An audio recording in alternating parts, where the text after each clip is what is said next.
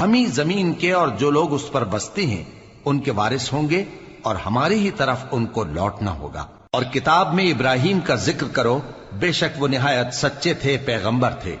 جب انہوں نے اپنے باپ سے کہا کہ ابا، آپ ایسی چیزوں کو کیوں پوچھتے ہیں جو نہ سنیں اور نہ دیکھیں اور نہ آپ کے کچھ کام آ سکیں؟ ابا، مجھے ایسا علم ملا ہے جو آپ کو نہیں ملا، تو میرے ساتھ ہو جائیے، میں آپ کو سیدھی راہ پر لے چلوں گا۔ ابا، شیطان کی پوجا نہ کیجیے، بے شک شیطان اللہ کا نافرمان ہے۔ ابا، مجھے ڈر لگتا ہے کہ آپ کو اللہ کا عذاب آ پکڑے تو آپ شیطان کے ساتھی ہو جائیں۔ اس نے کہا کہ ابراہیم، کیا تو میرے معبودوں کے خلاف ہے؟ اگر تو باز نہ آئے گا تو میں تجھے سنسار کر دوں گا، اور تو ہمیشہ کے لیے مجھ سے دور ہو جا۔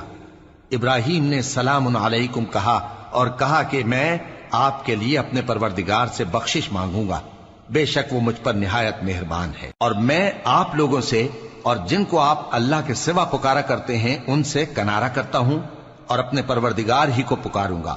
امید ہے کہ میں اپنے پروردگار کو پکار کر محروم نہیں رہوں گا۔